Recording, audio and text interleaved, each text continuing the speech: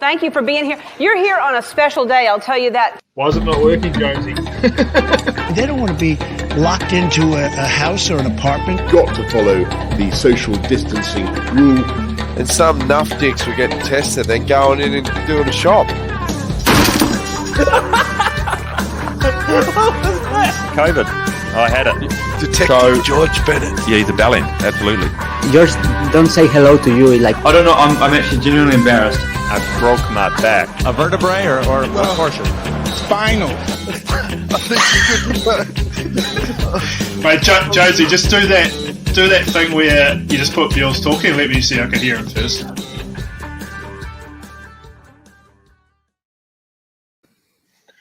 G'day, guys. Welcome back. As promised, we're a few days late, like normal. What do you expect? Yeah, and we haven't got George, so what do you expect? Thanks for listening. Like, share, subscribe.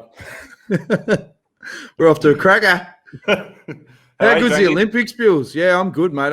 It's been in between shutdowns, lockdowns, but we are addicted to the games. And today, most successful day we've ever had. And it's not even finished at the Olympics in Australian Olympic history. And, geez, just seeing all these gold medals is so proud. So much effort goes into it. And as we said last step, it just means a lot. When you can stand on the top step, I mean, geez, fantastic. Yeah. I've always been a big fan, mate. Always. Yeah, me too. Yeah. Yeah. So should we just bring our guest? Well, yeah, we couldn't get George, so why not bring in a gold medalist who we respect the amount of effort that went in to get that gold, and we're so proud that he was able to do it in the year 2000. Of course, that's Scotty McGory. Scooter, welcome. Gold medalist.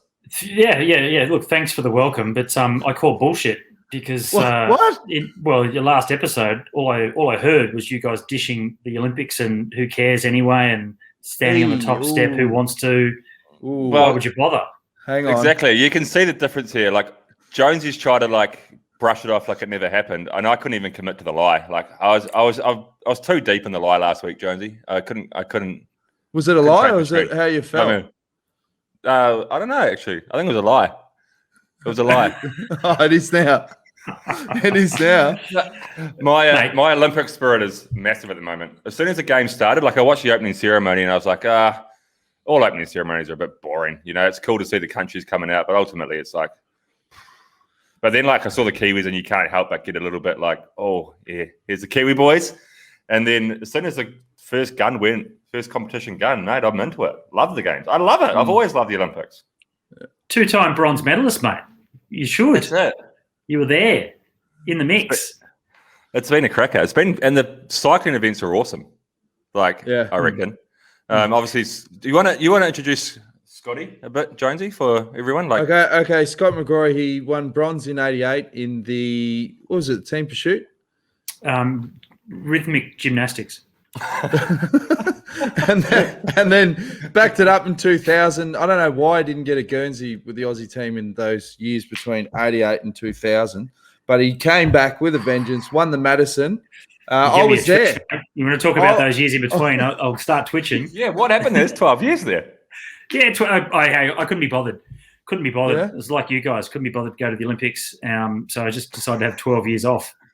But I was there the night you won gold, Scooter. I was there in the velodrome. There's only 5,000 people in the velodrome, I reckon, and 20,000 have said that they were there to you that night. It's about that. It's about that. I've done the maths and it just doesn't add up. But back in Sydney, so the family had the trip. We're going to the games, but remember how hard it was to get tickets. But my old man said, no, you can rock up on the day and you can buy corporate tickets that aren't getting used. So we stood in this queue and got a ticket on the day. And the first event we go to, we went and saw Scooter win the gold. There was a silver medal in the sprint with Gary Niwan. Gary Niwan. And I was like, how good's this? Every event I go to, Aussie's going to win gold. Didn't quite pan out like that. But I remember the atmosphere at the time was bloody electric. It was unbelievable. Yeah. Mitch Docker wasn't a cyclist before that day. His dad, same thing, bought some tickets random to different events and then, rocked up. They got tickets for the last day of track cycling, went in there. And, the first cycling event that Mitch watched was me winning in the Madison. which is apparently some sort of level of inspiration for him to get into bikes. It's pretty cool to think as a kid you could go to the Olympics. So, like, obviously it's like I grew up never having gone to Olympics to watch it, but I remember at school, you know, like watching Rob Liddell win gold in Sydney in the rowing, and like that was one of the inspirational moments for me. Like every kid has them, you know, every sports kid or every kid really. Like at some point they can think back to when they were 12 years old and they remember this gold medal or that gold medal. It's so cool, like to be able to go to the Olympics. Like Mitch, as you say, 12 years old, probably sitting in the grandstand watching the track, you know, like, and it's a shame that no one can do it this year, unfortunately, but you guys will be doing it in Brisbane in 12 years' time or whatever it is. That'd be cool. But did both, well, actually you wouldn't have, Sam, because you were in bed with the time zone, but I know, Dan, you and I were watching the BMX freestyle, which, so there's a whole other topic there, but because the crowd has been limited for all the different events, and cycling's been one of the ones that actually has had a decent crowd because it's open air and it's out of Tokyo, so the restrictions aren't as strict. But there was a bridge across the river right next to where the BMX park was today, and that was packed, absolutely packed all the way across the bridge because it was at least some sort of vantage point that people could get to because they weren't allowed to get into the stadium itself. So it was amazing. Actually, it was really cool to see all the Japanese that were desperate to actually watch something, you know, from afar. It's actually amazing, like that those like sport like BMX freestyle, and I didn't even really know that 3x3 basketball was in the Olympics, half court basketball basically. And I started, and when I saw that it was in, I was like, what a crock of shit, actually. Like, fuck, is it really an Olympic sport? And then I started reading up on it, and apparently the IOC did a study that said it's the #1 played urban sport in the world. And like it's millions and millions and millions of people play it. I guess it's probably actually pretty obvious when you think about it. And then so I started watching. I watched the final actually, or semi-final and the final. It's fucking awesome. It's so good. Is it the same rules? No blood, no foul. Yeah, no, they have like a little zone, I think. That's only in Harlem. That's the rules of Harlem. Yeah. Hey, what about the other one? Did you ever see the what was that called? It was like trampoline. Oh yeah, basketball. Yeah, that's awesome. Where they're all trampolines and it's like jam ball or whatever they call it, and it's just dunks and the ring's got like padding around it because it's just constant chaos. Blokes getting chopped mid-air. No, not the Olympics. No. Slam ball, I reckon it's called. Slam ball? Yeah, I remember seeing that. Yeah. Remember that show, that rollerblading show? What was that called in like the early 90s or mid-90s? Roller Jam? Roller Jam? Yeah. The T-Birds, mate. The T-Birds, they were the best female team. I definitely remember it. The Thunderbirds were amazing. Yeah, and it was just like, you know how you have that American Ninja Warrior shit now? It's like kind of like that. It was like these real big, like musty people, like with like stars and stripes tattoos and like flags coming out of their helmet, and they'd just be on rollerblades and just fucking smashing everyone into the walls and shit. But that's Rollerball was one of my favourite movies of all time. James Caan in Rollerball. That's awesome. It's kind of like BMX, really, to be honest. But that freestyle, you sent me a message, Scooter, going, "Hey, you're watching the freestyle," and I'm like, "Oh, mate, I've watched enough swimming. I'm bloody over it." And then when I saw 7.2 and it's freestyle BMX, I was like, "Oh shit, I'll give this a go." And some of the tricks, like the Aussie bloke, obviously won gold, but it was his second run that blew me away. Like, and this guy designed his own park in his backyard. And that trick scooter where he flipped the bike and caught it, I was like, mate, I couldn't even do that on the computer game. Like, you know, when you could get Matt Hoffman's BMX, that's when you're busting out all the tricks for max points. That was taking the piss. Like, that was next level.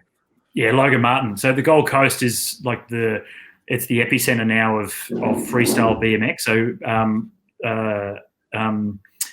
Lupus was the other former world champion who blew his knee out at the Worlds this year, so he didn't get to go to the games, Brandon Lupus. But he's from Sydney and moved to the Gold Coast to train with the guys because the Oz Cycling setup have built a couple of parks for Natalia Diem, who was our female rider. I think she was 5th. Logan Martin, who won. And it's really become an epicenter. Now, before the Brisbane Olympic Games were announced, the state government had already made a commitment to build an extreme sports park complex for a training facility at Metricon Stadium on the Gold Coast, which is, you know, the AFL football stadium. We've got a massive area there. So they're going to build this extreme sports complex there to train people for rock climbing, I think skateboarding and then freestyle BMX as well. Now we've got the Olympics coming to Brisbane. That's going to get even more funding. So we're going to just create and develop these amazing, freestyle type of riders and skateboarders.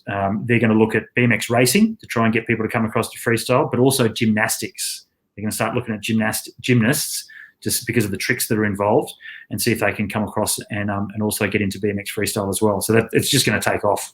Well, Aussies have obviously won enough gold to sink a bloody ship at the moment. How's New Zealand going, Bewls? Pretty good actually. I think New Zealand they were predicting 16 medals, and I think we've got about 8 now. We cleaned up in the rowing like we always do, but the rowing was unbelievable. So we won gold in a couple of events that we were expected to. Emma Twigg, she won the single sculls, which was awesome for her because I actually went to Beijing with her and London. And she was like 8th or 9th in Beijing, and then she was 4th in London, and then she was 4th in Rio. She wasn't playing the guitar in the village, was she? No. She was probably at the pub with us, actually. She's a good sort. And then she finally won the other day. So she won gold in the single sculls. We won a gold in the doubles. And then the women's 8 were the favourites to win the gold. And obviously in rowing, the 8 is like the blue ribbon event, it's like the 100-meter sprint and the athletics. And so the time zone shit here for us, real shit for a lot of finals. So it was at like 3 a.m. or something. So I didn't watch it, but I woke up in the morning expecting to, let's go on to see if the chicks had won the women's 8. So I went on there and I was like, oh, women's 8 silver. I was like, ah, shit. Then I scrolled down. I was like, men's 8 gold. It's like, what the fuck? Like they literally qualified by the hair of their teeth for the Olympics. They had to go to the far ends of the world to some obscure regatta to just try to get enough points to qualify for the Olympics. This was only like 6 months ago or something. They qualified for the Olympics, and then they went through the repechage rounds to make the final of the Olympics, and then they won the gold. Boom. Are they going to really cash in on that in New Zealand? Because we had the awesome foursome in Australia. Suddenly they're the face of like Tin Peaches and all this sort of shit. How big did New Zealand turn these sort of stories into like the big posters after the Olympics? Well, we've already sort of got those with rowing because rowing's been such a marquee event for New Zealand for like 2 or 3 Olympic cycles now, where we win countless golds. We started in Sydney, we won golds in basically everywhere since then. And we have got Hamish Bond, who you'll know, Scotty. He raced the time trial at the Commonwealth Games a few years ago, won silver there. But he's like one of the most famous rowers in New Zealand. So he's won 2 Olympic gold medals previously in the pair with Eric Murray. And then after London, Eric Murray retired. So Bondi went back to cycling and sort of won the national time trial title again. And then he's decided, I'll go back to rowing. I want to do one more Olympics. I'm not going to go as a cyclist. He tried to go as a cyclist, realized that he wasn't going to go for bike riding. So he's like, I'll go to the Olympics for rowing again, but I've lost my partner in crime, who they were undefeated for 7 or 8 years or something, like the best rowing pair of all time. He's like, I'll go to the 8. We haven't had an 8 for a while. Let's try and qualify the 8. So he's been in the 8, and now they've obviously won the gold. So now he's the first New Zealand athlete in history to win gold medals in 3 Olympics. So I'd say he'll be on the Tin Peaches, Jonesy, to answer your question. Oh, yeah. Yeah, what a gun. How good was it overnight, Scooter, with the 100 metres, the sprints, the young Aussie that like won the heat, and now everyone is just fizzing. Like we've never had a 100-metre sprinter, and he's come out and wins the heat from lane 1, doesn't even get an introduction. And, mate, everyone is going to be up watching tonight, the final, because, this is as good as it gets in terms of Aussie excitement. There's a 100-metre final today. Tonight, yeah, so in, 5 hours' time. 8. Oh, nice. Semis are in like 3 hours or less, and then the finals 2 hours after that.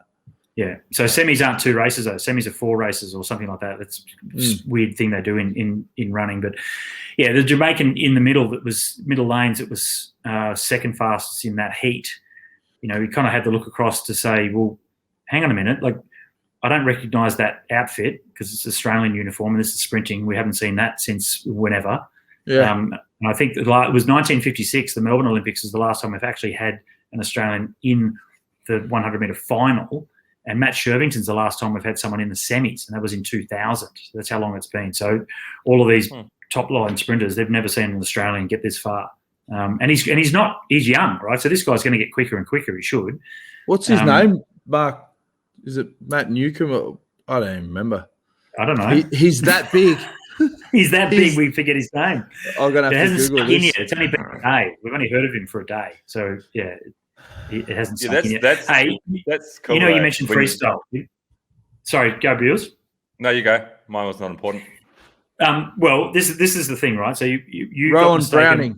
Rowan Browning. That's him, right? Yep. Of course. Yeah, of What course. did you say, Jonesy? Matt Hancock or something? Matt Newcomb. Newcomb. Close. Yeah. Samson. Okay. I was way off. It was way off. Swanson. Anyway. You know when we said BMX freestyle before, and you said, "Oh, I thought we were talking about the swimming," right? Yeah. So I got a theory on this, right? Now, swimming's great for Australia because we win so much. Okay, a lot of other parts of the world, there's no one swimming, right? It's just not happening, right? As a sport now, and cycling, I get that as well. Okay, because it can be a sport of opportunity because of the price, the cost that it takes to get involved in it.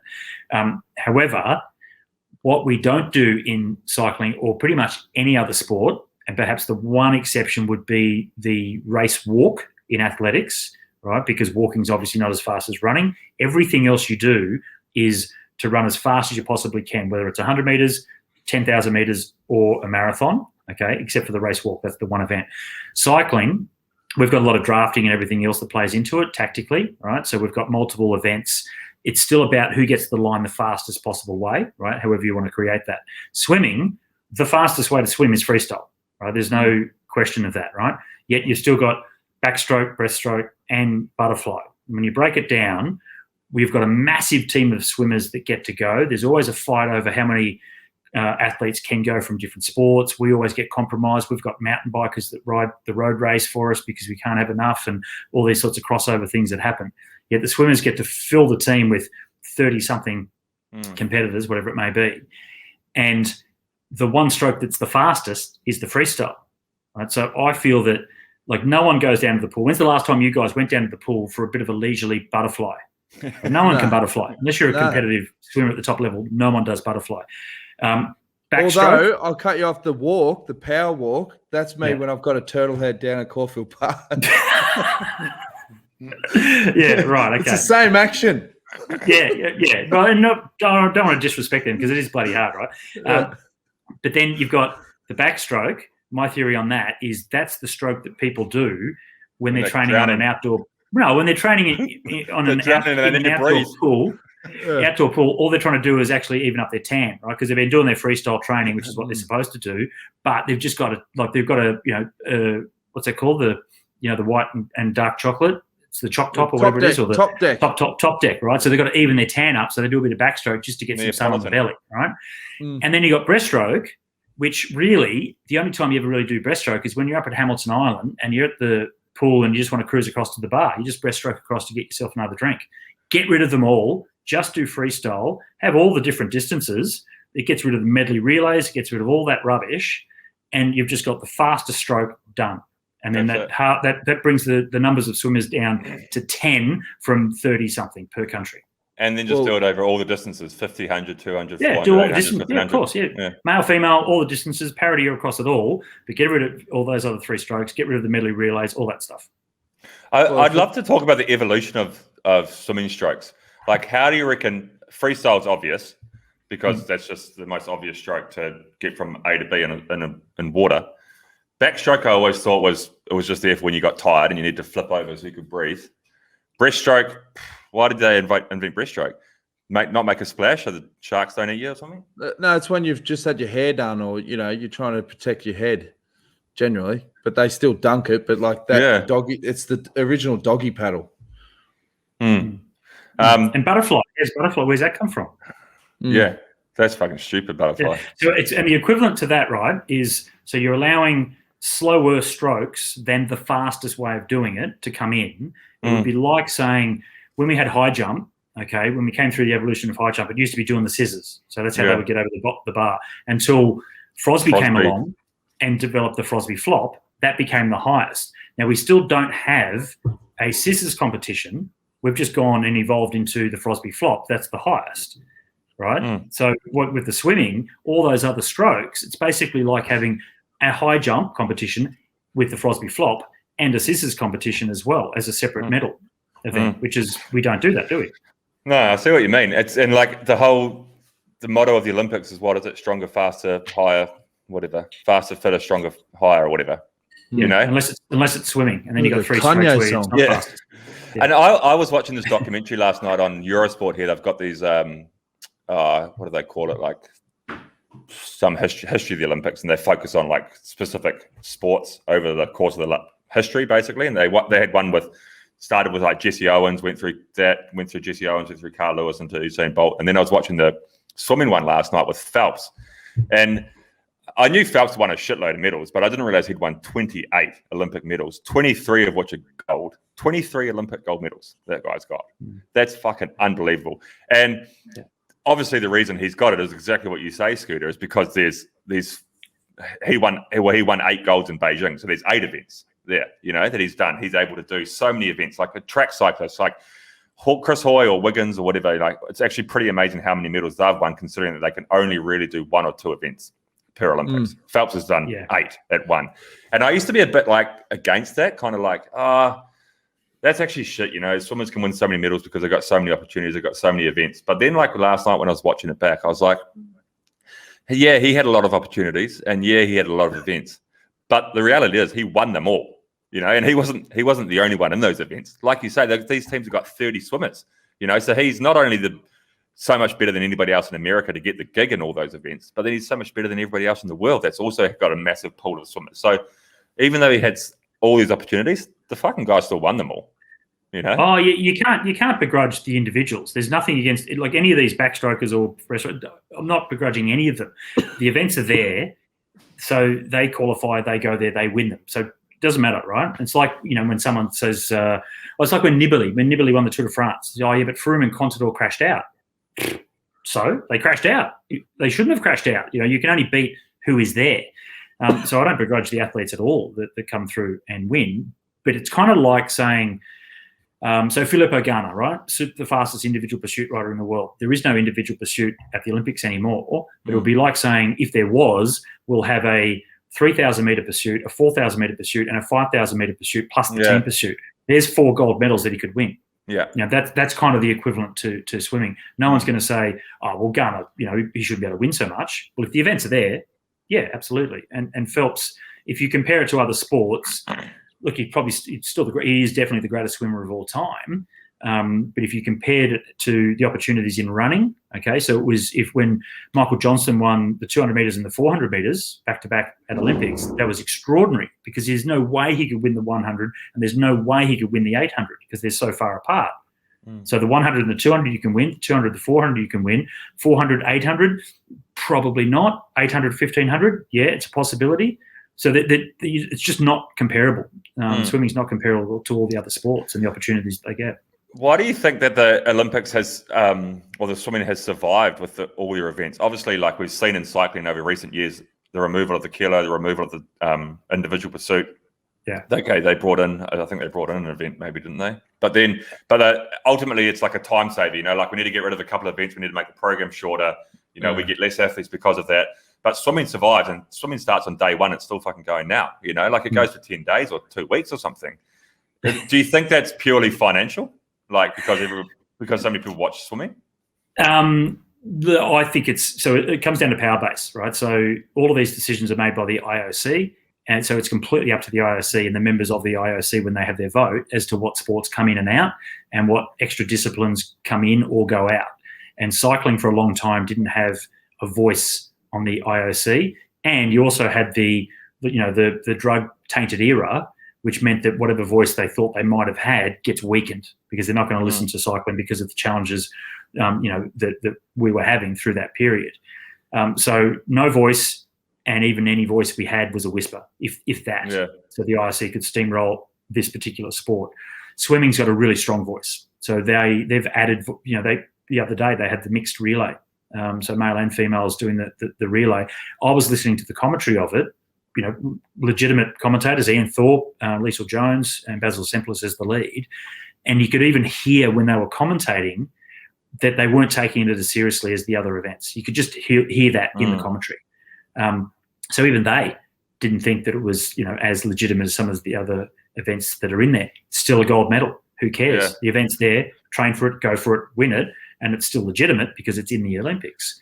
And I think rowing's another one that's got a really strong voice on the IOC as a really traditional sport as well.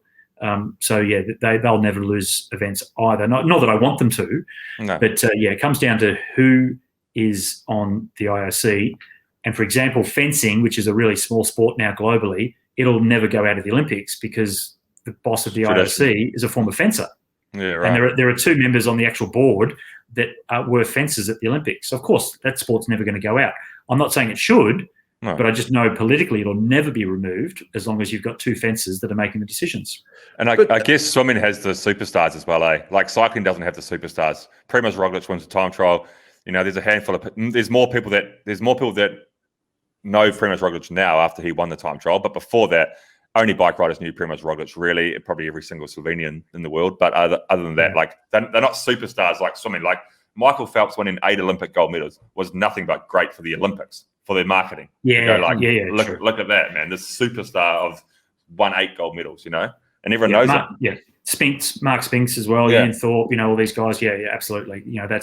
They are creating legends, which then carries that sport forward, into the future as well. So that's why, they were like, I think swimming's had, so the women had the 800 meter included. No, sorry, the 1500 meter included this time, and the men had the 800 meter included. So there's 2 new events that they got, plus the mixed relay. A couple of Olympics ago had the open water swim added also. In the meantime, we lost the 1,000 meter time trial and 500 meter time trial to bring in BMX. And I actually agree that BMX should have come in, but I don't think it should have been at the expense of other track cycling medals, because while BMX, artistic cycling, bicycle football, all these things come under the UCI banner as cycling, but BMX racing and BMX freestyle, it's as far removed from track cycling or road cycling as boxing is. It just happens to be on a bike. It's got nothing to do with, and they don't see themselves as cyclists. They see themselves as BMXers. Yeah. So we're losing events while other sports are gaining some. Yeah, but the Madison's back in, so that's the thing that I'm most excited about. At least we're starting to maybe rectify that a little bit. But I'm all chips in on these spectator sports. Like, as Bewley said, when you see it on paper, you go, BMX, really? And then when you watch it, you go, holy shit, how has this not been in for the last, 20 years? That should be the focus, because at the end of the day, it's entertainment. So if there's any sports as boring as batshit, piss them off. That's the big argument, eh? Like, the Olympics simply is like, their motto is, I can't remember exactly, but it's like stronger, faster, higher, or whatever, And it started with a bunch of nude fucking Greek dudes throwing a heavy ball into a field, and like whoever had the strongest arm and the smallest cock, I guess, won, and get the tape measure out. He loses points. He's got a pin dick. Like that's what the Olympics is about, So run fast, swim fast, throw hard, throw far. But then you come into the modern era now where, you have 3x3 basketball, you have freestyle, BMX, you have surfing, you've got rock climbing coming up, which I'm actually pretty G'd for. I'm looking forward to that. How does that work? Hang on, stop. Rock climbing. How do they get it? Time to the top. So I think you get like 30 seconds to look at the wall. So you're not allowed to see the wall before it. You're not allowed to recon it or anything. Oh, that's good. And and just before the start, you get like 30 seconds to look at the wall and go, okay, I'm going to go there. And then you just stopwatch, mate, fastest to the top. Boom. It sounds like a challenge off Survivor. Yeah. Actually, when's Survivor on? There's 2. So you got speed climbing, which is that just flat. They're running up the wall. It's extraordinary to see how quick they get up them. But then there's bouldering, which is lower. Shorter. Yeah, it's lower, but really technical, really difficult. So they're doing it slowly, but they're just contortionists trying to get up there. So both very different, but I find them both really fascinating. The skill level of both is great. And that actually, and rock climbing actually fits the Olympic mold of strength, agility, like ultimately the strongest or the fastest is going to win. It's not a judged event like a lot of things. Yeah. Most countries have got a rock too. That helps. Yeah. We got a big one out in the middle. We're not allowed to climb it though. Out in the middle of Australia. Yeah, there's rock. That's where that was our rock climbing training facility, but we're buggered now. We've got to build another Uluru. Right. The big change though that we're noticing now, which is the BMX and the freestyle and all these things coming in, skateboarding, etc., is that the IOC have to evolve with the way sport has evolved. And you get a lot of traditionalists that crack their shits because BMX freestyle comes in or skateboarding or whatever it might be. But they need the viewers. They need the viewers and they need the money. Yeah, and that's why there is a lot of discussion around video gaming. Yeah. Yeah. Right. Now, I'm not a big fan of video gaming coming into the Olympics, but it was in the Asian Games a couple of years ago. Oh, it'd be huge. And it's a massive, massive sport. So the IOC legitimately are looking at how they could actually bring that in. The other side of that, right, so big sport, lots of people do it, of course, but if they were to design from the IOC's perspective, now I'm not agreeing with this, right, but if they were to actually be involved with a game developer to develop the particular game that they are going to play within the Olympics, and then the revenue from that, which we're talking billions of dollars, aren't we, for video gaming, and especially the one that will get you into the Olympics, that's going to have everybody buying it and playing it, then they're going to make more money out of having video gaming in the Olympics than any of the other sports. Yeah, but the problem is, Bewley was talking about marketability of like your Michael Phelps, wins 8 gold medals. Imagine the marketability of a fat guy who's 28, lives at home with mum, covered with zits, he's got man boobs, he's pushing $1.80, and he's a gold medalist. How do you market that? Like I honestly, I don't agree with every single sport in the Olympics. I don't agree with some of the sports I've brought in recently, all of them. But at the same time, I can see why they're there. I can see clearly why they're there. They attract 3x3 basketball, for example, largest urban sport in the world. It's obviously millions of people are watching this. Maybe we aren't, but there's a shitload more people that are. All these sports. I can see the reason why. But then ultimately, when you draw a line through the sand, they're all still sports. You have to be fit. You have to train and you have to be fit. Video gaming can fuck off out of the Olympics. Yeah, but it comes out of money, bro. It's money, bro. You can't fight the almighty dollar. It's not a sport. There's no room. The only reason it's going to be in there is for money. Twisted as it's a competition. But it's not an Olympic sport. It's not an Olympic games. Olympic sports. Okay, it's a game, I suppose. Olympic bro, game. have you ever gone on a 64-hour straight bender on a video game? You're pumping in the Red Bulls. It's hard, man. You've got to fight the demons. You've got to fight fatigue. These guys are athletes. Their fingers, their calluses on their thumbs and their fingers. This is pure strength. Mental and physical finger strength. I've got this game called Sudoku on my phone. That's the only gaming device I have. And I've got a new journey to do actually. Adventure's waiting. What are you doing? What are you doing with Sudoku? Because it's simple. Straight on this shit. That's all I have. That's all I have. It's Tetris. Oh right. Right. And that is a world championship. You can do world championship. I was watching that recently. Actually, I watched that online. The Tetris. It's the only game I have on my phone or in any part of my life, and I purely have it to kill time on flights. But no, I'm with you. I'm with you. I'm totally with you.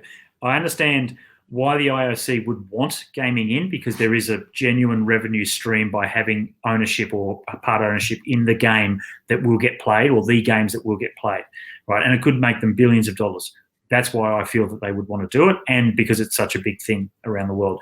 I do not agree with it actually coming in, though, because I don't think it has a place in an athletic event. And you know what? I probably went in a bit heavy when I said the gaming can fuck off. I probably went in a bit hot, a bit heavy, But ultimately, I guarantee, and I challenge the listeners, and I challenge anyone out there, there will be no controversy over that comment that I made, because there won't be a single person that listens to the show that will go, actually, Bewls, you're wrong, mate. I really agree with gaming coming into the Olympics. I challenge the listeners to genuinely. I say bring it in just for the contrast at the opening ceremony with all these fit athletes and this stack of nerds. Some just dude eating a walking packet of in. Cheetos. Yeah. He's just sitting there going, got to get myself ready for the march. Like, popping this. That'd be awesome, mate. It'd be awesome. I'd bring it on. Bring it on. No. Yeah, sorry I brought it up. Sorry. Scooter, on a more serious note, give us some insight because you've obviously won a gold medal. What is it like in terms of, it's obviously a goal, but when you achieve that goal, is it everything that you would have thought it would have been and some, or what is it like? Absolutely. Like if you come into any sport, at this level, and look, cycling's a sport, rowing similar, triathlon as well, put those three sort of in the same sort of mix, that you cannot get to the top in an easy way, right? It takes so much work and sacrifice and so many years and setbacks to come through. And sure, there are some people that pop up and do it, relatively easily. Look, today Pogacar wins the Tour de France at 21, so his journey hasn't been very long, but his level of commitment to the sport would be the same as any champion that has preceded him. And when you're trying to climb that mountain and, in terms of the Olympics, and maybe there's a lot of road cyclists that are dreaming of the Tour de France rather than the Olympics now. But, if you've come through a track cycling background or gymnastics or whatever it may be, it's the Olympics. And as a kid, it's in you to want to go there. For me, I kind of fell into the games. I was only a kid when I went to my first Olympics, and the process within the sort of 2 to 3 years before the games as a 15-year-old happened really quickly. Win state championships, go to a national championships, win there, break a record. Coach says, hey, you want to come to the AIS? Yeah, sure, I'll come there. That's all right, boom. Go to the AIS, go to a world championships. The next year's the Olympic Games. Shit, I'm at the games and I'm 18. That it happened really quickly. So I can look back on that now and think that I didn't really, or know that I didn't really have a true understanding or comprehension of what it should take and what it really, the process should be like, and the hard work and the struggles that you're supposed to go through to get to a games. I came away with a team pursuit bronze medal. After that, I thought, shit, I'm good enough to win one of these bloody things. Okay. But didn't get to go to another games for 12 years. So the struggle came, but it was after I actually got the realization that I was good enough to maybe win. And then eventually, I didn't think I'd ever get back there. I had challenging situation where I didn't get along with the national coach. He'd been part of that system for such a long time. I was never going to get my way back in there. By the time we got to the 96 Olympics, I didn't even bother to try out for the games. And in all honesty, I probably wouldn't have made the team pursuit team if I did. But the next games, which was Sydney, they had the Madison. It came in for the first time, and I'd been off being a professional Madison rider. So as soon as that was announced, in my head, it was like, all of a sudden, that dream that I'd forgotten about, it was back again. Holy shit, I actually now have a chance to go back to the Olympic Games. It was magnified now because I finally had a taste of it.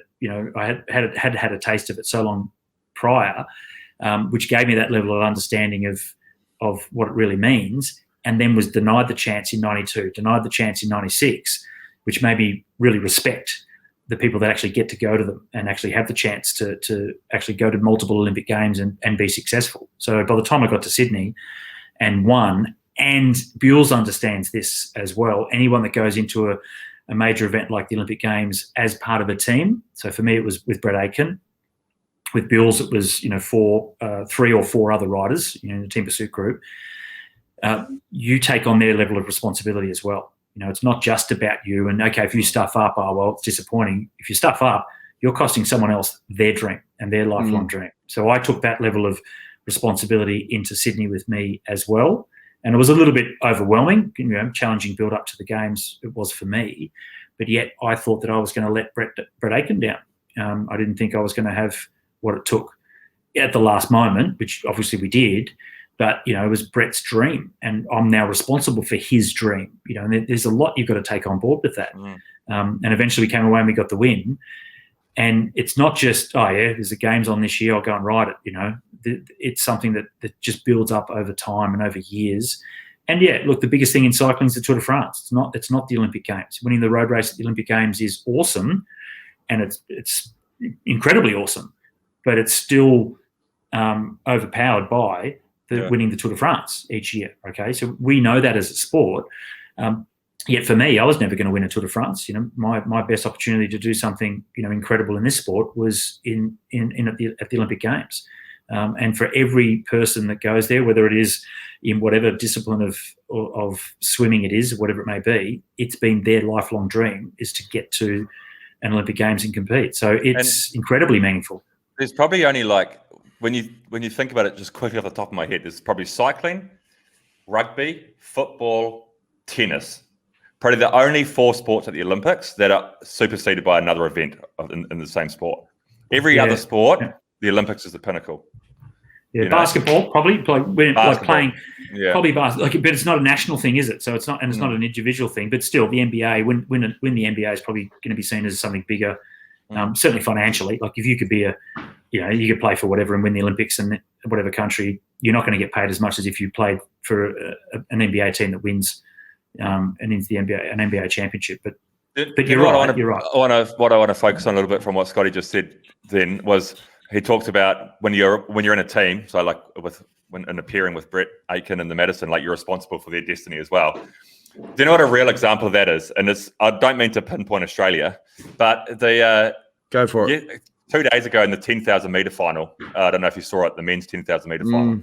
There was an Australian guy there, and he was obviously having a crack, you know. And then with 1 lap to go, he literally he was unsteady on his legs. He couldn't hold himself up. You saw him come down the home straight, like he was completely empty, like he'd killed himself to try to win an Olympic medal. He probably knew he wasn't going to. He's like, I'm all in. I'm going to go until I can't stand anymore, which is what he did. And he'd come down the home straight. He's like wobbling. It's obviously hot. He's dehydrated. He collapses on his face. He gets up, he scatters down the home straight to get to the finish line. And everyone goes, oh, fuck, good on you, man. Like he gave it everything he had, you know, and then him collapsing didn't affect anybody other than him. Take it back to the rowing. When that woman, lay down Sally, yes, like, she did exactly the same thing as that guy. Went to the depths of exertion where she couldn't paddle anymore. Great point, Bewls. This is a great point. Completely fucked. She couldn't row anymore, and she collapsed. But she cost 7 other people an Olympic medal, and it's viewed in a completely different light to that 10,000 meter runner. You know. So my point is, I always said, I was never destined to win a gold because I'd just be happy with a tracksuit. I'd be happy to run that kit in Girona for 4 years after I made the games, right? If I knew that I couldn't win the 10,000, I would almost stage the leg wobblies and all this sort of stuff, just because I've always been about the marketing and the interviews and all that sort of stuff, so that I can have that moment where people go, Jonesy, you didn't win. You're never going to win, but geez, you're a fighter. I'm not going to get that by just trickling over the line, coming in, 21st place. I'm going to get it from the leg wobbles, the hit the deck. There's a classic story of my mate when he was playing AFL footy, and he went out in a bender on a Wednesday night and had training on the Thursday morning, and he was hungover as fuck. And they were doing a time trial, and they did the time trial, and he's crook as a dog. And then he finished the time trial and leaned over and started spewing. And the coach goes, "See, boys, this is what I'm talking about. You got to run till it hurts." He was a legend. He was a bloody legend. There's a lesson in that for all the listeners out there. If you're going to lose, put on a show. But put on a show. That's the difference between an Olympic athlete's mentality and your mentality. So he had the leg wobbles, but he ran himself with the leg wobbles, whereas you're just going to fucking make it up. I'm going to throw it. Just run as hard as you can, like he did.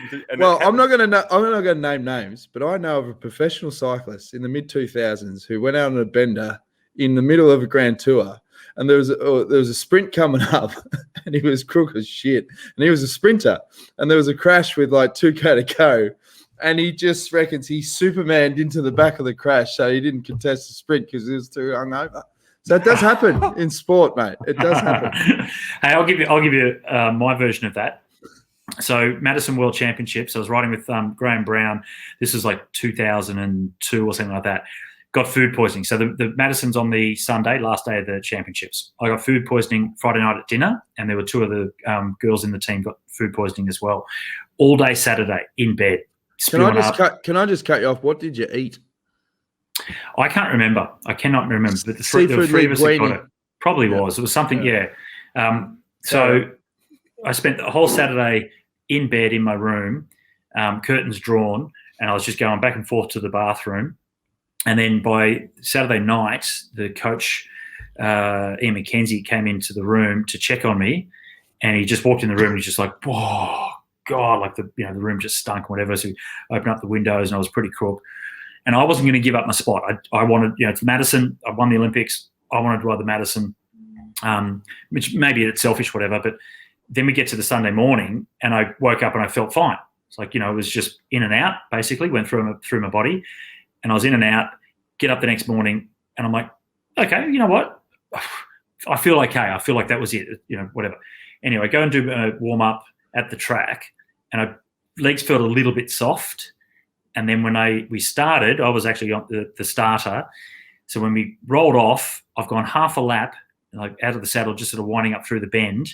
And I thought, oh shit, like I had nothing. I could feel in my legs there was just nothing there, right? So, obviously 24 hours of just shitting and pissing and vomiting and, I was pretty crook. So I had nothing in the legs. And it was one of the hardest races I've ever done because I felt like I was at 50%. And it got to the point where once the race really got going really quickly, it gets going, and I was just in the red. Instead of like in a Madison, you go into the red and under, up, in and out, in and out, in and out. You can balance it all the way through. I went into the red and I just peaked. I just stayed there, had no recovery, and got to the point where I felt that I was going to spew, like your mate in footy, and I felt like I was going to spew, and I thought, awesome, because if I do spew, because then they've got to clean the track, right? Because I'm going to have vomit all over the track. So I'll have to neutralise the race, clean the track.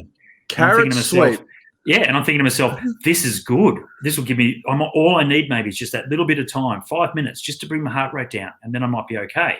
And I was disappointed because I didn't vomit, but that's what I wanted to do was vomit. And I actually was following the wheel of the French and looking at them thinking, these pricks are going to go now. They're going to attack. I could read the race and see it was about to happen, and they've attacked and taken a lap, and they end up winning the race. I couldn't even follow them. But what's another amazing about your gold medal story is people see you win the gold and they go, oh yeah, they're the best guys on the day. Yep, sweet. And obviously there's a lot of stuff that was going on behind the scenes. But even to qualify for the Madison, wasn't there a race where there was a massive crash, and just to get to qualify to the Olympics, you were lucky because there was a commissaire or someone that looked after you guys in the lead-up race or whatever? Well, sort of, yes. It was the World Championship the year before. So back then the qualifying was the Worlds, which would have been, 1999, maybe September, October, or something like that. And that was it, right? So the top 14 teams went through, and there was one other team that got selected to make 15 at the Olympics through whatever UCI selection process they had, but it wasn't through the World. So top 14 there. And we thought, okay, I was brought into the team basically to make sure that we qualified for the Olympics, not necessarily to win the World Championships, but it was about making sure we got the quota, maximum quota for all the events in track cycling. Now, Brett and I thought, well, stuff that. Okay, that's our ultimate goal, but why not win it as well? And we were in second place. I just got relegated from a sprint. I chopped one of the guys accidentally on purpose in a sprint. Standard. Yeah, and got relegated from winning that sprint, and which put us into second place. Otherwise, we would have been in first place. And then directly after that sprint, Brett crashed. So Brett crashed, landed on his head, split it open, knocked himself out. And when I've come around and I've realised, oh shit, Brett's out, and I've looked down at the national coach, right, back then, and he's just given me this signal. He did this, like, he's out. And I'm looking at him thinking it was still 10 Ks to go in the World Madison Championship, 60K race. So we'd raced 40 Ks or 50 Ks, sorry, at that point. And I'm looking at Brett on the ground, unconscious. Coach is doing this, and I'm thinking, well, bugger, that's it. We're not going to win the Worlds, because I was so focused at that point on if we win we just want to win the Worlds, because that takes care of the qualification. We want to be world champions. The race is now over. And then one of my best mates and mentors, the late Manfred Donnecker, who was a former top-line German rider, rode the Olympics a couple of times as well, and he was the chief commissaire at those World Championships. He knew what was at stake. I still had to qualify to make sure that, I had to finish the race to qualify for the Olympics. So I've rolled around and let the peloton come through underneath, and then he's looked at me and just screamed at me to get back into the race. And with him saying that, now the national coach didn't say it, but with the commissaire doing that, because he's a mate, I realised, oh shit, that's right. There's this other thing we have to do, isn't it? Is to qualify for the Olympics. So when the next time they came around, I jumped in, and then I had to stay in the race, the final 10 kilometres of the World Madison Championships just to hang in there and try and get through to the end. But in that crash, we'd lost a lap. I've looked up at the board, got 6 laps to go or 7 laps to go or something, and I've looked up and we were still sitting in, I think, 3rd place on points. In my head, I didn't realise that they hadn't docked us the lap that we'd gone down. So we're actually a lap behind. So we're actually further down the rankings. And I was thinking to myself, if I follow the right wheel here, I was on Bruno Risi, Swiss superstar. If I follow Bruno and he gets into the points, and if I can just hang here with him, we might still run 3rd. We can still get a medal in this. And I've ridden the last 10 Ks on my own. How cool will I be if I can do that? And then as soon as they've accelerated, 5 laps to go, getting ready for the last sprint, I would just pop straight off the wheel and thought, freaking idiot. You're supposed to see if you can hang him. They're going over 65 Ks an hour for the last 15 laps. There's no way. But anyway, across the line, and then they adjusted the scoreboard, and it popped up that we finished 13th because we'd lost the lap. So we only scraped into the Olympics, finishing inside the top 14 when we were there trying to win the thing. So we only just got in to qualify. But what that meant is when we went through to the games the next year, Channel 7, the host broadcaster, they look at what the medal chances are for all the different sports. And then they go to the World Championships the year before. They look at the Madison. Guys finished 13th, and they just had us as, possible bronze medal chance. But we knew that we were, dead set podium potential. And we thought that we could win. But, all the broadcasters and the media, they just had us down as, rank outsiders because we're only good enough to run 13th at the Worlds the year before. So, we're better than that. I once did a Madison training camp with Brett Aitken. He came to, it was in 2011, I think. And me and Jesse Sargent had just done a full season in Europe. And we flew from Europe after our last race straight to Invercargill, the bottom of the South Island, for 2 weeks, a 2-week track camp. It was the start of the Olympic process, But the first week was this Madison camp with Brett Aitken. And Jesse and I we were pissed off we had to go to it. I hadn't been home for 10 months. I was like, can't I me and Jesse just go home for a week and then come in for the team pursuit part? Why do we need to do the Madison camp? Neither of us rode Madisons. We just purely rode team pursuits. And we had no option. We had to go. And so we were down there with Brett Aitken, and me and Jesse were just so over it, and probably a bit shit for Brett. But we just me and Jesse just went to the pub every night. We'd turn up to practice the next day for this Madison camp, hungover. And Brett would be trying to tell us, okay, you got to change every lap and a quarter or whatever, lap and 3/4 or whatever the technique is, and change on the bankings. And me and Jesse just changing in the middle of the straights, and sometimes we're doing 4 laps, sometimes one of us is doing 1 lap. We're just all over the show. We just didn't want to be there. And then at the end of that week was the National Madison Champs, and everyone else had been practicing, getting their technique right. And, Brett would be showing us videos, look, this is great change by Archibald and Scully. That's how you should do it. Rah, rah. And then we finished the camp with the National Madison Champs, and Jesse and I won it. And everyone else was like, what the fuck? I didn't even do the camp. They sit at the pub the whole week. Yeah, that was when I met Brett. Also, what I enjoyed, because the rules have changed now for the Madison. So it used to be that, if you took a lap, you were a lap up and you were going to win the race, right? And 3 teams take a lap, then the one with the most points wins the race. Now, it doesn't matter. If you take a lap, you get 20 points, and they sprint every 10 laps now. So there's even more sprints. So basically it means the team that's the strongest, the hardest, the one that attacks the most now definitely is going to win. So it's geared towards absolutely the most experienced, strongest teams that can win, which would have favoured me. But I actually like the fact that you can be the 8th best team, technically, on paper, maybe the 8th best team in the race, sit in, don't contest the sprints, and then go whack, take a lap at the right moment and take your opportunity and then win. So if you want to win the race, you've got to look after all the best teams and make sure you go for all the sprints. But you've also got to be thinking about those teams you haven't seen for the last 35 laps, right? Where are they? Why are they not at the front? Are they going to attack us? Get ready for it. And when they do, bam, you've got to chase them down as well. I like the old format. It created opportunity. And the French won a couple of times. They weren't the best team on the track, but they attacked at the right time. Good on them. It rewards opportunity. It's like the Kiesenhofer winning the road race, the women's road race last week. Good on her. You know, she went in the early break, never succeeds, but she went all the way and won a gold medal. Bloody great. I said get in the break, just the wrong. It's the women's race I meant, not the men's. I tried to tell George, but it was the women's race, really. Yeah, but if George got in the break in the men's race, it might have gone all the way. That's just right. Could have changed the dynamic, yeah. Hey, one thing I want to ask you is both you guys have been in multiple Olympics. With the COVID year, do you feel sorry that these athletes that have the success, they have missed that crucial period, which is if you win gold, you can go out on a bender, you can go to these parties, you can live it up. They don't get that experience. I mean, what was that like in Sydney, Scooter, when you win gold and there's that relief, but you can go and celebrate and have the freedom to bloody do it? Yeah, you know, that's part of the games. Look, it's not just the piss up at the end of it that's part of the games, but the whole thing of having family, friends, you know, the camaraderie within the national team, it wouldn't be there. Like, we've got that similar situation even here with the commentary crew. We would normally hang out at the end of each day, have a few drinks, tell some stories, whatever. None of that, right? We're all keeping separate because everyone's nervous that someone's going to get a cough, and, you know, maybe someone tests positive because they've bloody gone to, you know, some local pub, whatever. It becomes a hot spot. Even if you don't test positive, you have to isolate, you know, and can't do your job until you test negative. Everyone's nervous about that. Are you in Tokyo now?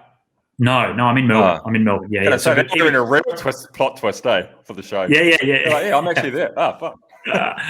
No. So look, we're in Melbourne. Melbourne's gone through all this lockdown stuff as well, right? So it's even working on it from here, which was going to be difficult, but we still don't have the camaraderie that we would have even had because all the commentators are here in Melbourne. There's a couple up in Sydney, but most of them are here, and the hosts, TV hosts, etc.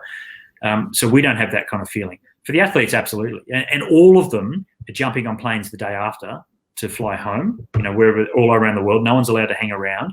So even by the end of the games, you think about it, by the end of the games, there'll be stuff all athletes even there. So if you're running or competing, say, you know, the track cyclists now, so if they, by the time everybody's competed and you do the last of the Madisons, so for example, by the time you've finished the Madison, if you win it, 3/4 of your teams from the track have probably already left. And definitely, you know, more than 3/4 of the entire national Olympic team have already left. So there'd be skeleton crew on the ground. The marathon's a good example of that because the marathon, well, I don't know if it still is, but in Beijing and London was always the last event of the Olympic Games. Yeah, so they'd be in the food hall at like 6 a.m. having their pre-race oats and stuff, and there'd be like 5,000 pissed athletes who've just come back from the pub fucking throwing chicken nuggets at each other's heads. And like these marathon runners are just sitting there going like, fuck, we're still got to compete. But like, I bet they'll miss that this year because they'll, like you say, Scotty, they'll be sitting in the village eating their oats and they'll be like, there's no one here except the marathon runners, you know, like everyone would have gone. And the best thing about the Olympics, like, in Beijing, especially the parties were awesome. Like we partied for a week or 10 days after we won the medal there before we went back to New Zealand with athletes from, you know, all shapes and sizes, all different countries, all different sports. So much fun. But like you say, with the family, like that was the best thing of the whole Olympics was none of us had seen our families for a long time. We crossed the line. We won a bronze that night. We're at an Irish pub in Beijing with all our families, you know, the whole team with mum and dad, grandma and granddad, brothers and sisters. And it was just such a ripping night, you know? And like you got to celebrate it with the people that you really wanted to celebrate it with before you went out there and ran amok for 10 days. But do you see at the Olympics this year that they're all seeing their families on those TVs? They've got their athlete cam. It's something at least, but it's just not the same as giving the old man a hug when you've won a medal, you know? But as we said, like that should be the best part of the journey is if you can achieve the dream, the celebration. If you can't celebrate and you can't live it up, then I don't see the point. Because so many athletes look back, the ones that regret it, and go, I never celebrated the victories enough. And I remember, I can't remember her name now. This is bad. This is real bad. Aussie? I went to, no, she was Dutch and she won the World Time Trial Championship in 2013. Female. Oh, 2013. Van Vleuten. No. Van der Breggen. No. Time trial at the Worlds in 2013. Chantal Black. I can't remember her name. This is bad. Anyway, we're 2013. Can you Google that? Van Dyke. Alan Van Dyke. Van Dyke. And so we went to Curacao. And I went there with the wean dog, all expenses paid, and she was there, and we're all on the beers and that. And I said to her, hey, you don't drink. And she goes, no, I don't really drink. I said, but you've drunk before, yeah? And she goes, yeah, I don't mind drinking every now and then, but no, not really. I said, okay, I want to ask you a question. When you won the Worlds, did you go out and celebrate that night? She goes, no. Within half an hour, I was already thinking of winning the Worlds next year. And I just looked at her, and I was half cut at the time, and I said, that is fucking sad. And she goes, what do you mean? I said, that's fucking sad. If you can't let rip, you're a world champion. And I was going to not swear on this show, but fuck it. I said, you're the world champion. If you can't celebrate that, what is the point? And she goes, no. Shh, quiet. What is the point? I said, tonight, we're going to celebrate the fact that you're world champion. And we let rip. We absolutely ripped it a new one. And the next day, she said to me, she goes, I feel like dog shit. You know, I've been praying to the porcelain gods all morning, but it was worth it because that's what it's all about. If you can't enjoy the success, what the fuck is the point? I don't get it. I don't get it, Scooter. Well, I'd imagine the Kiwis are the same. So they're all getting on planes and coming back, going straight into 2 weeks quarantine. Okay, so if you've won a gold medal or a medal and you've done a personal best, then you've got that each day to think about, like, oh, well, in 2 weeks, but you know, you're on a high, you're feeling good about yourself. If you've had a bad performance, something's gone wrong, or even if you were challenged mentally going into the games and things didn't go the way you'd like it to, you come back after chasing your dream and not obtaining it to 14 days in quarantine. Imagine the mental state of some of these athletes. At least it's free. Going through, possibly shit food, but there could be fine line, isn't they it? really need to, I think they really need to be very careful on how we look after the athletes, keep in touch with them, and just check on their mental health in the next 3-4 months. Time. Like the female boxer, you wouldn't have seen it, Bewls. We had a female boxer that got beaten, and she just broke down, right? And you can imagine how tough boxers are, right? All sports people are tough, but boxers is a bit different, isn't it? And she just broke down and said that, she just let everybody down. She's devastated and crying and really emotional. Now, she's sitting in hotel quarantine in that state of mind for 14 days. I spoke about it last week on the show, the post-Olympic depression, and you would have had it as well, Scooter. Like, it's a real thing, like you build up for so many years, all this pressure, all this hype around the Olympics. You go to the Olympics, you have success or you don't. And when it's all over, like, let's say for us, if you win a medal, you finish it, then there's media, then there's people wanting to, talk to you, and then there's family there, you're having a party, and then eventually you come back to Rotorua like I did, and you sit down and go, man, all that, it's all over now. Like, I'm flat as, and it's a real thing. And it's a really good point that you make, is that these people are going to have that, and they're going to have it immediately, and they're going to have it by themselves in a hotel room. They're going to have it worse. Worse. I hope I didn't even think about it until you mentioned it, but it's a really good point. I hope that and I'm sure that a lot of the Olympic committees will have some techniques in place, even if it's just as simple as a roommate, at least go there and room with your counterpart, or go through it, have someone to talk to at least. But yeah, it's going to be tough. But Jerry, I would say that the one roommate I wouldn't want to have would be with a depressed boxer. Oh, yeah. Back off. Imagine I'm huddling in the corner every day. Look, no, you can have the extra toast. Jerry Seinfeld made a joke about it, and that was about the swimmers. And he said, you train 4 years, and it comes down to like a finger touch, like 1/100th of a second. 4 years building up for that, like that must mental bloody health. That must just absolutely cook you, because especially if you review, like there was a swimmer for Australia, and Ian Thorpe did the review, and he said he went for a breath just before he did the finger touch. If he didn't do that breath and just like leant out, and just that could have been a difference. The wrong lane, because he didn't go hard enough in the semi beforehand or whatever. And he could have, because he breathed to the right side, and he could see his opponents. That was a difference. All these things that when you go home, and as you said, Scooter, you got to do the 2 weeks quarantine. Man, the mental fog, that's just going to be going through your head over and over. Yeah. And what would make it worse is people around you going, cheer up, mate. You gave it all you got. She'll be right, mate. Like, fuck, shut up. Fucking let me grieve. Let me grieve. Yeah, no, it's true. slightly different scenario for me, right? So because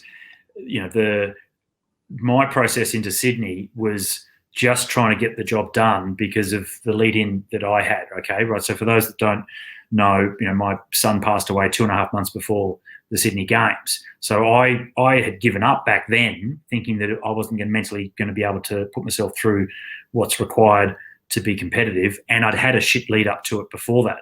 I thought I had, right? Mentally, I didn't think I'd trained enough, and I'd been back and forth to Europe and everything while things weren't going well. So I had 6 months of pretty average training as far as I believed. So getting to the games was simply just putting Band-Aids on everything emotionally to try and at least just tick that box, get it done, then be a grieving parent. Okay, that was the process that I was trying to go through. Then when we won home games, first track cycling gold medal for 16 years for Australia, and it's in Sydney, and it was just media, bam, bam, bam, all this attention, how great's this, and then there'd be a touch on the story, and people then realising, because we kept everything not under wraps, but nothing was promoted or talked about, and it was all low key. And then once the media got hold of it, it's like, oh, what a great story, this is emotional, blah blah blah. So you're under all this attention, which was good attention, okay. And I had to do the road race as well, so I had to focus on that for a week later. Did the road race. Then after the game, stayed in Australia for another couple of weeks. Did the Herald Sun tour, more attention. Everything's great, getting pumped up. Had bloody sponsorship deals coming in. It was all going well. Then went back to Europe to do the 6 days. So I went to the World Championships, then straight into the 6 days. My wife came with me. So then another batch of each 6 day was friends and associates and colleagues from different parts of the world, pumping up your tyres, patting you on the back. This is great. This is great. You've overcome something, that was amazing. And then came back to Australia in December for Christmas. Everything was going okay. Then I went back to Europe for the second part of the 6 day season that year, and my wife stayed back in Australia. So then I went back over on my own. This was now, 6 months after he'd passed away, and 4 months after the Olympics, that I, for the first time, actually went anywhere on my own and went to the first race, Bremen 6 day, went well. I was in great form, right? So I think I can't remember, I might have won it, podium if didn't.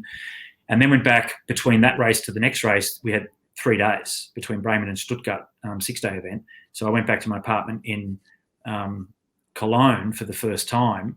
And it was the first time in that whole period where I had spent more than one night actually alone with no one else. Mate. That's when it hit you. It was traumatic. I was fetal position for 3 days.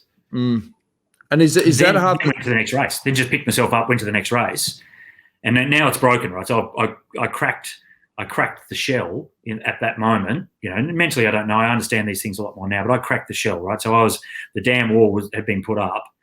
Leaks were coming through, but those 3 days was boom, snap it open. There's something really traumatic that's happened that hadn't been addressed. Then I had to go to the next race, and I won it with Matthew Gilmore. We won the Stuttgart 6 day, but every night I was going back to my hotel to bawl my eyes out. And I was doing it as quickly as I could because I was sharing a room and I didn't want my roommate to know that I was so mentally unstable. Get to the track the next day, superstar, Olympic champion, flying around the track, going really strong, winning, back to the hotel again to bawl my eyes out the next night. There's a lot of shit that doesn't get dealt with that comes out eventually. It comes out eventually. And that's what I'm worried about with a lot of these athletes. That's what I was going to say. That experience that you've gone through, and it was a long period ago, but you never forget it. But is that give you the ability to understand on a deeper level, hey, hang on, the isolation is the biggest problem when it comes to this mental health. We take the piss on this podcast all the time about write 2021 off and all this sort of stuff, but it's real. It's a real issue in terms of isolation is the worst thing when it comes to mental health. When you can't discuss issues, you don't have people to connect with. You are in quarantine, you're on your own, you're in lockdown, all this sort of stuff.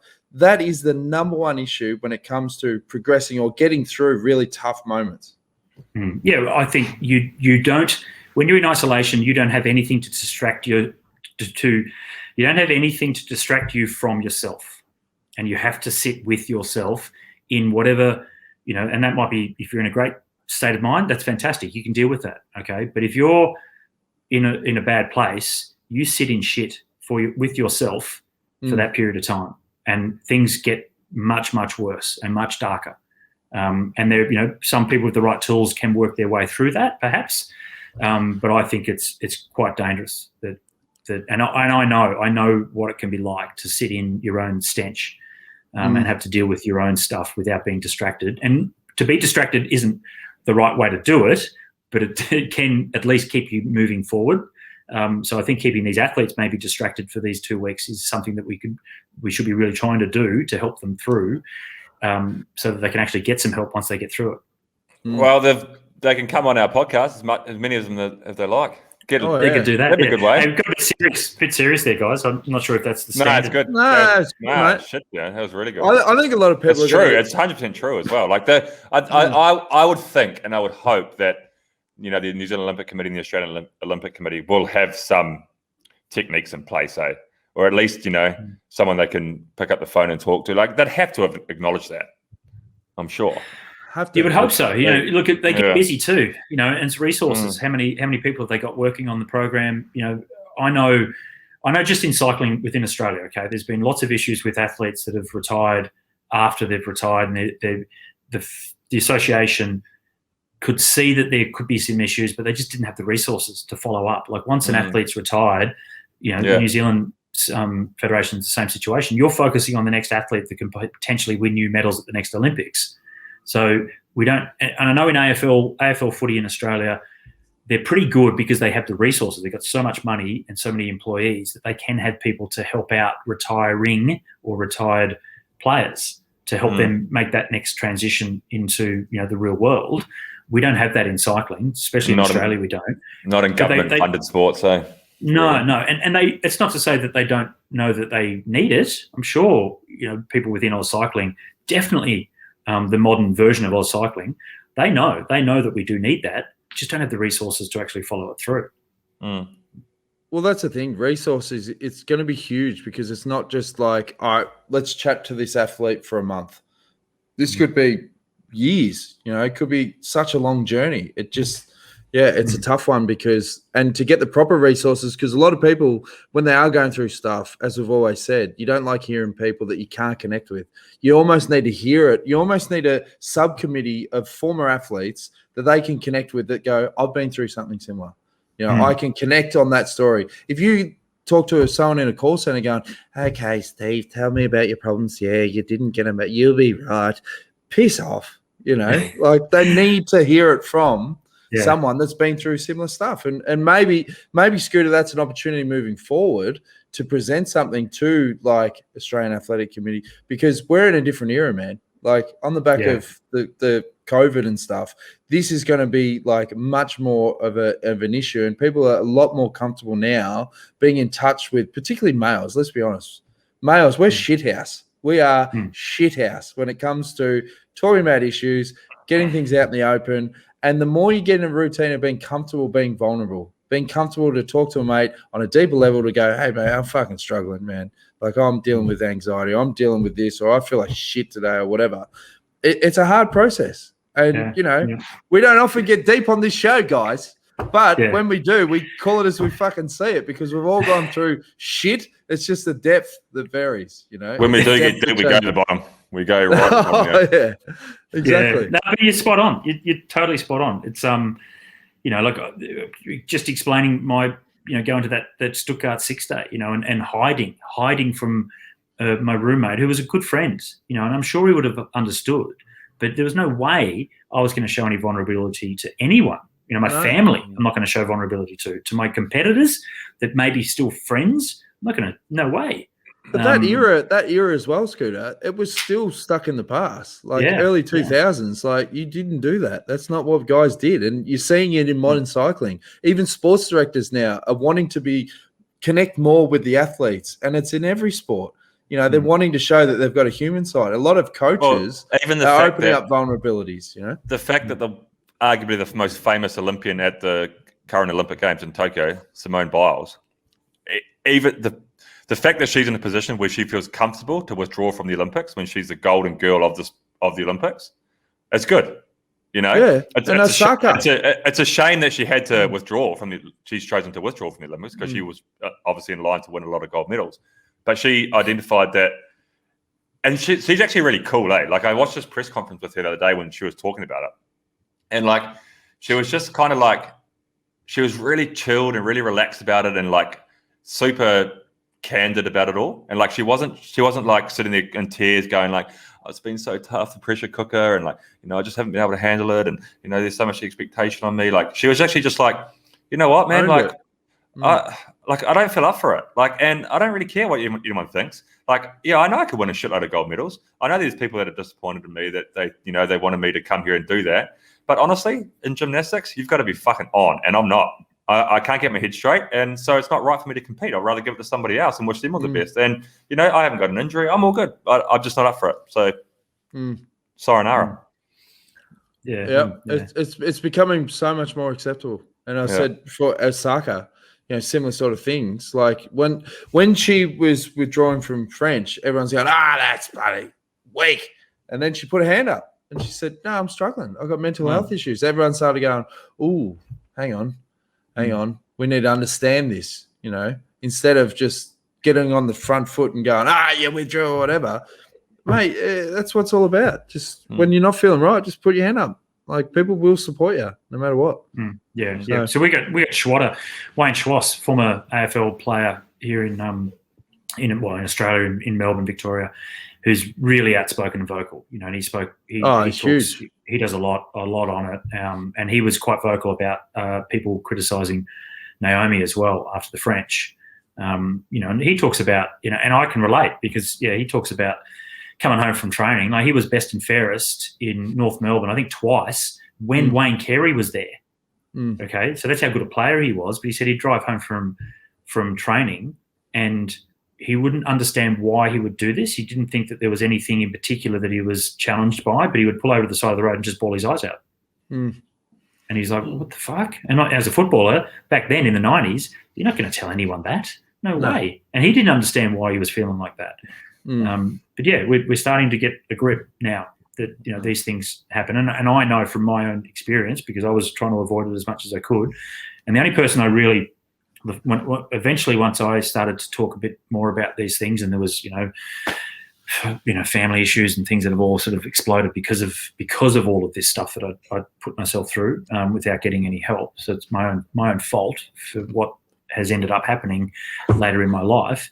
But the psychiatrist that I end up really connecting with was a former ultramarathon world championship competitor. And because just touching on what you said, Dan, before, I connected to him, didn't know who he was, but the fact that he's someone that has been an athlete at that level, and he talked it down like, you're an Olympic gold medalist. I'm like, mate, you're an ultra-marathon runner. You went to the world championships in that discipline. I'm fascinated by that. I'm respectful of you because of your commitment to your sport, which is something I can't do. It's awesome. But I just had this immediate respect for him that at least he will understand some of the extra challenges. Okay, so, sons passing, all those sorts of things are hard. But I felt like I was torn between being selfish and continuing to chase my dreams as an athlete after having to go through what I just went through. And am I just now being really selfish and stupid? And you add that all on top of it. But he could understand the whole I felt that he could understand the sporting side of it and the pressures of the Olympic Games on top of it. So I was happy to really open up. And I didn't want to talk to someone that didn't have that level of understanding. Now, that might be stupid and ignorant, and that's not to say people that haven't been to the Olympics or been an elite athlete don't know, anything about it. I think there are plenty of people do, but just the way I processed it was I felt like I needed someone that had been an elite sports person. And that was wrong. Like I was wrong in thinking that, but that did help me. I think one of the keys as well is if you are someone that has been through something sort of traumatic, come out the other side, when you're talking with someone that is in the thick of it, they're really struggling, is not to preach, because when they're in the thick of it, sometimes a lot of people get their back up when they're being told what to do. You just got to be a good listener.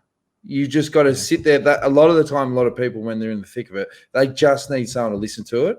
and then just to help them over time to develop strategies on moving forward. Because the key thing is with all of that stuff is people get caught in what has happened in the past that you can't change. And that's what creates the almost like a bloody Ferris wheel. You can't change it. And the mental chatter just does your head in because you're like, I wish this was that. Oh, guess what? It's not going to change.